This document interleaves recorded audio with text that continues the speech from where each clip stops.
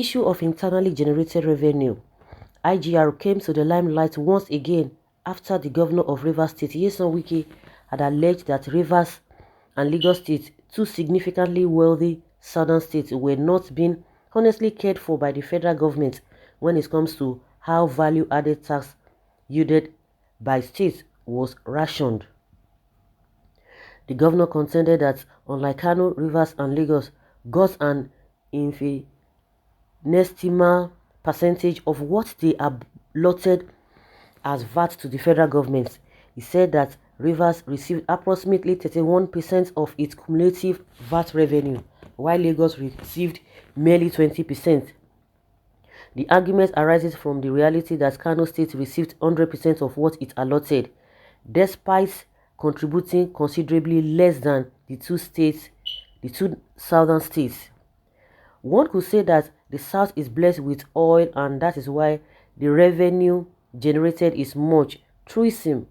However, there are certain things that the North has that are peculiar to them, which Nigeria can't do without. Three things that the North has, which Nigeria cannot do without. The first is manpower and population. Yeah, it is a well-stated fact that the North has the highest population and manpower in Nigeria. This is something Nigeria can't do without. Cause even in the military, the Northerners occupy more positions, and without them, the military might not be as strong as it is.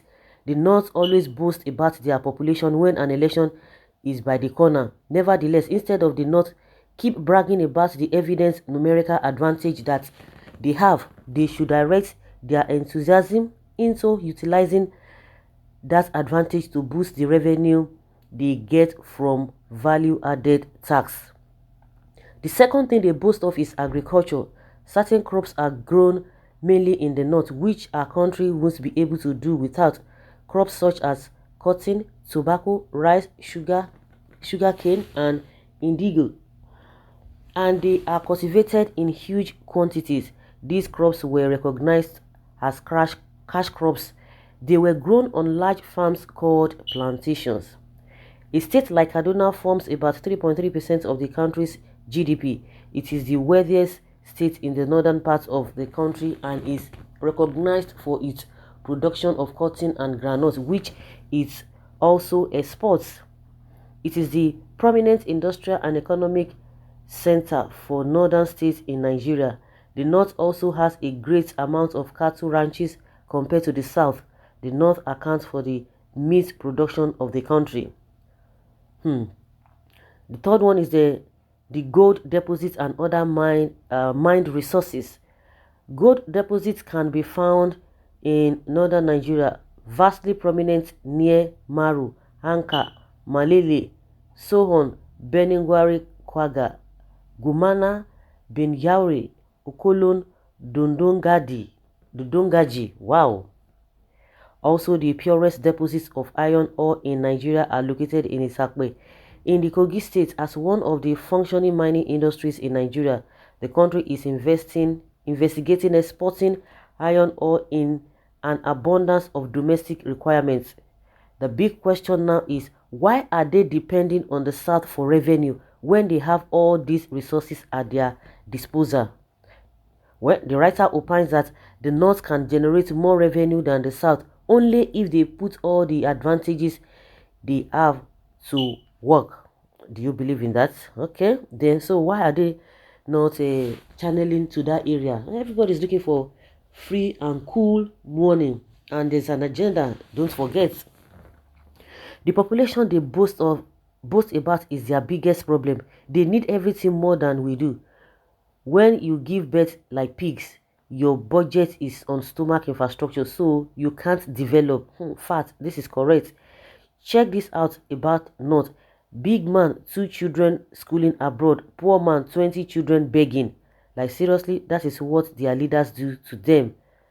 That is it, and that is the fact. They are wiser in their thinking, but it is the southern leaders who, out of selfishness, sold us to them. They want our own resources to finish before using their own to impoverish us. Very true. You are too much. The southern leaders are too foolish to the antics of the northerners. northern leaders. Okay, someone says here that the writer is myopic as there is nowhere in the world and by demography where a root region is more populated than rain region.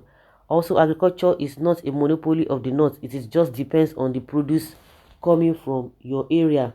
Lastly, every part of Nigeria has got mineral deposits in quantities yet to be explored, and that is true. Because our leaders in the north have dead brains, because they don't want to share with others, they keep the resources to themselves, pocketed all and open their hand widely to grab from the south. That is the answer to this question, that why in all of this that they have, why is it that they cannot even channel their efforts and energy to that?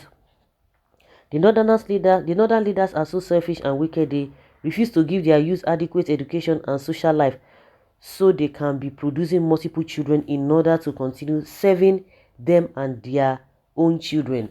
Lots of people have a different opinion to the question being raised by this writer.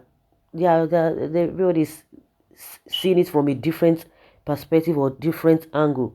Because Satu was once depending on them. You are obviously a Fulani slave who only deserve to sacrifice by your slave masters. There has never been a time southern Nigeria dependent on the northern part. Check history very well. From historical facts, the main reason the south was amalgamated with the north is to use the budget surplus of the south to balance the deficit from the north. That is history. But now, with collective intelligence, we can develop all resources available in Nigeria and make a great nation. How? What are we talking about here? Agriculture is the middle belt and not the north. However, the north can no longer go to farm because of their slave masters, Boko Haram and bandits. The huge population is imaginary and inflated. Inflated numbers. How many towns and the cities in the north can you count the huge population? The southern politicians should wake up from their idiocy and match the northern politicians bone to bone and refuse supporting whatever bill they bring to the National Assembly.